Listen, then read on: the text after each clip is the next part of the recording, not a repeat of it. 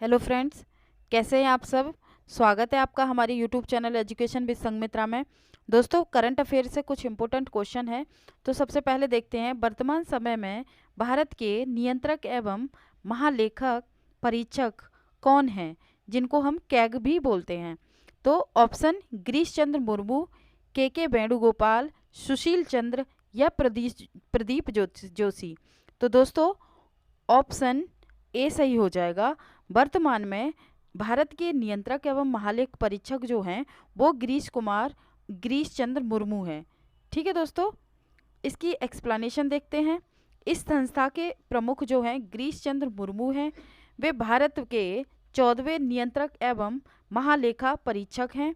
किसी भी कैग प्रमुख का कार्यकाल जो होता है वो 6 वर्ष या 65 वर्ष की उम्र से जो भी पहले हो उनको नियुक्त किया जाता है। और दोस्तों, ये भारत के राष्ट्रपति के द्वारा नियुक्त किया जाता है। ठीक है, भारत के राष्ट्रपति के द्वारा नियुक्ति किया जाता है। इनका अनुच्छेद देख लेते हैं। आर्टिकल क्या है दोस्तों इसका, तो आर्टिकल 148 है। ठीक है, अगला प्रश्न देखते हैं। वर्तमान में नीति आयोग के अध्यक्ष कौन हैं। तो दोस्तों, नरेंद्र मोदी, अमिताभ कांत, के वेणुगोपाल या डॉक्टर राजीव कुमार। तो दोस्तों, ऑप्शन ए सही हो जाएगा। वर्तमान में जो है वो नरेंद्र मोदी हैं। यानी नीति आयोग पहले दोस्तों योजना आयोग था। तो योजना आयोग जो है उसकी स्थापना 15 जनवरी, मैं लिखती हूँ, 15 जनवरी को उसकी स्थापना होती है 1950 को। ठीक है दोस्तों, 1950 को। लेकिन नीति आयोग जो है 1 जनवरी 2015 से नीति आयोग की स्थापना की गई है। और इसकी स्थापना जो है दोस्तों, इसका अध्यक्ष जो है भारत का प्रधानमंत्री होता है। यहाँ पर लिखा भी है राष्ट्रीय भारत परिवर्तन संस्था, जिसे नीति आयोग भी कहा जाता है। इसका गठन 1 जनवरी 2015 को केंद्रीय मंत्रिमंडल के एक संकल्प के माध्यम से किया गया था। नेक्स्ट क्वेश्चन है, वर्तमान में नीति आयोग के उपाध्यक्ष कौन हैं। तो दोस्तों, नीति आयोग के उपाध्यक्ष जो हैं उनकी बात की जाए तो डॉक्टर राजीव कुमार है। ठीक है, डॉक्टर राजीव कुमार इसके वर्तमान में उपाध्यक्ष हैं। इसकी एक्सप्लेनेशन देख लेते हैं। नीति आयोग के उपाध्यक्ष की नियुक्ति प्रधानमंत्री करता है। उपाध्यक्ष को कैबिनेट मंत्री का दर्जा प्राप्त होता है। डॉक्टर राजीव कुमार ने 1 सितंबर 2017 को नीति आयोग के उपाध्यक्ष का पदभार ग्रहण किया है। बात करते हैं अगले प्रश्न की। दोस्तों, वर्तमान समय के भारत के महान न्यायवादी कौन हैं। तो वर्तमान में ये महान न्यायवादी कौन है। तो दोस्तों, ऑप्शन, यहाँ एक्सप्लेनेशन देख लेते हैं। भारत के वर्तमान अटर्नी जनरल के वेणुगोपाल हैं।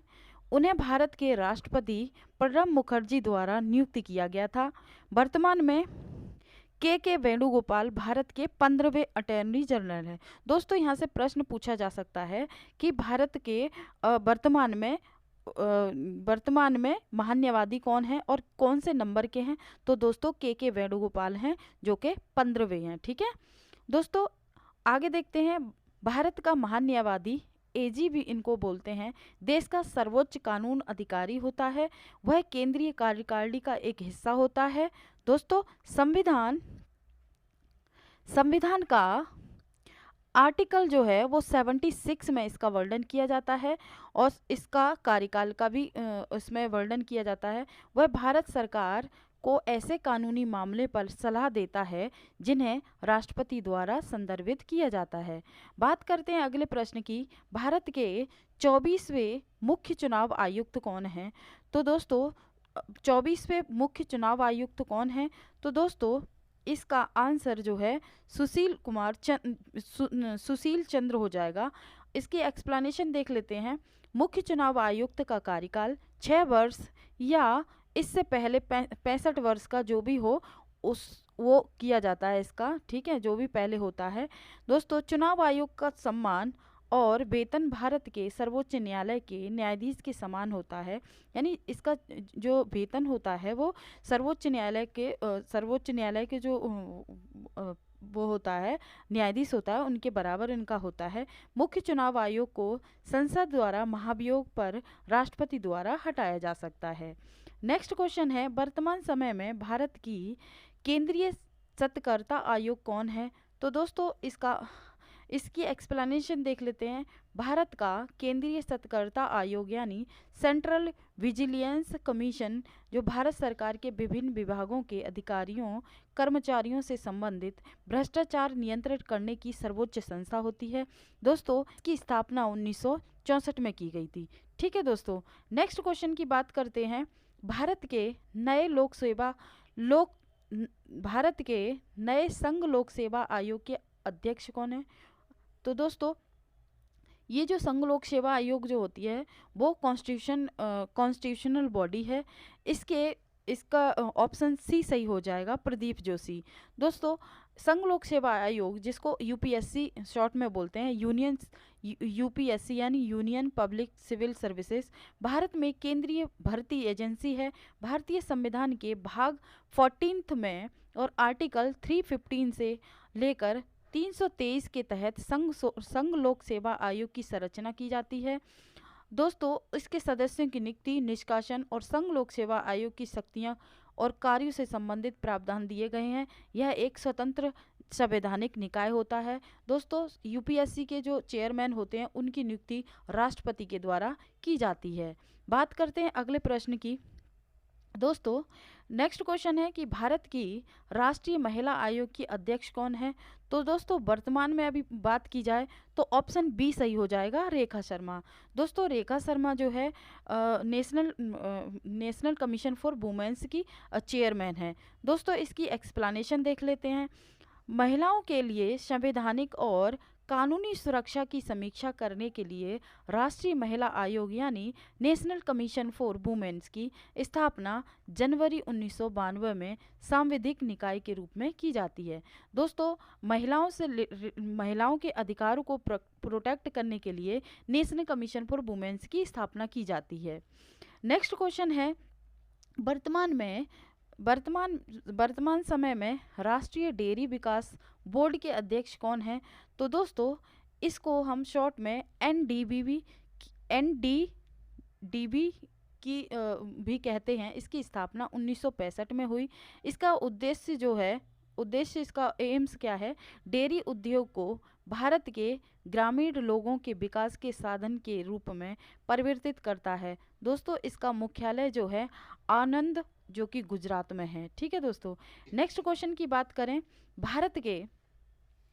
भारत के वैज्ञानिक एवं अनुसंधान परिषद के महानिदेशक कौन है? तो दोस्तों ये CSIR की बात हो रही है। इसको हिंदी में वैज्ञानिक तथा औद्योगिक अनुसंधान परिषद, जो कि इंग्लिश में council for scientific and industrial research कहा जाता है, भारत का सबसे बड़ा अनुसंधान एवं विकास संगठन है। अध्यक्ष जो है भारत का प्रधानमंत्री यानी पदेन अध्यक्ष होता है इसका, और उपाध्यक्ष जो है केंद्रीय विज्ञान एवं प्रौद्योगिकी मंत्री होता है इसका। नेक्स्ट क्वेश्चन है, वर्तमान समय में भारतीय तटरक्षक ICG के महानिदेशक कौन है?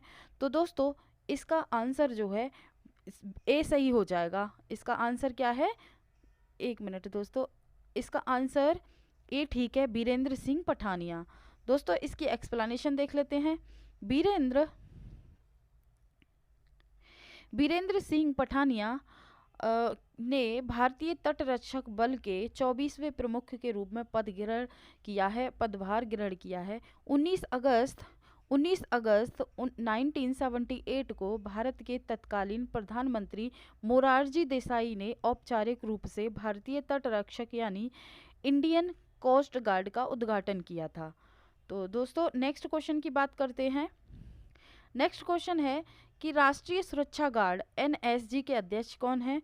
तो दोस्तों आई थिंक ये रिपीटेड क्वेश्चन है। तो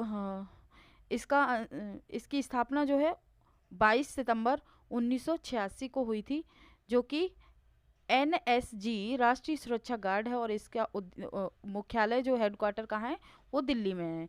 ठीक है, नेक्स्ट क्वेश्चन की बात करें। वर्तमान समय में राष्ट्रीय मानव अधिकार आयोग के अध्यक्ष कौन है? तो दोस्तों इसका जो अध्यक्ष जो है वो रंगनाथ मिश्र हैं, ठीक है।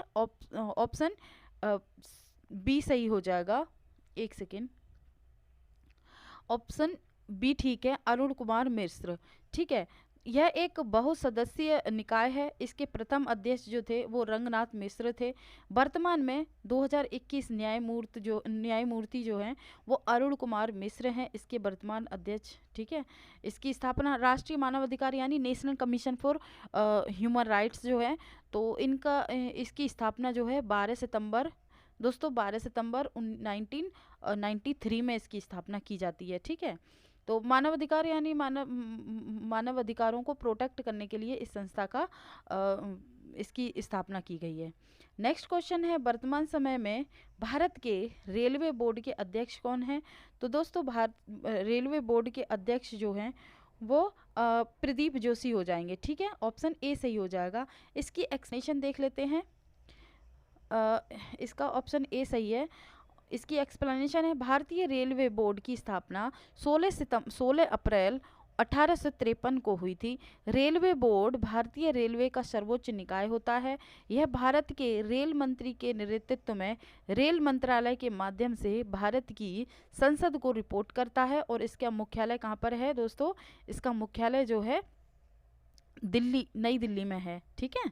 नेक्स्ट क्वेश्चन है, राष्ट्रीय बाल अधिकार संरक्षण आयोग के अध्यक्ष कौन है? तो दोस्तों इसका आंसर जो है बी सही हो जाएगा, प्रियंका कानूनगो, ठीक है, प्रियंका कानूनगो। इसकी एक्सप्लेनेशन देख लेते हैं।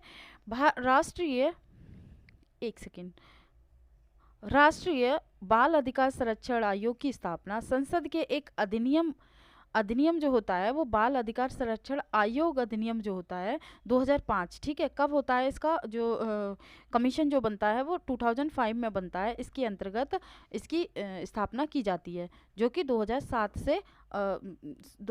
से कार्यरत है, ठीक है। तो बाल अधिकार यानी चिल्ड्रंस राइट को प्रोटेक्ट करने के लिए इस संस्था की स्थापना की जाती है। तो ये रहे कुछ इम्पोर्टेंट क्वेश्चन। उम्मीद करती हूँ सभी को पसंद आए होंगे। और मेरे चैनल पे अगर आप नए हैं तो चैनल को सब्सक्राइब करें, कमेंट करें, शेयर करें। Thank you so much for watching.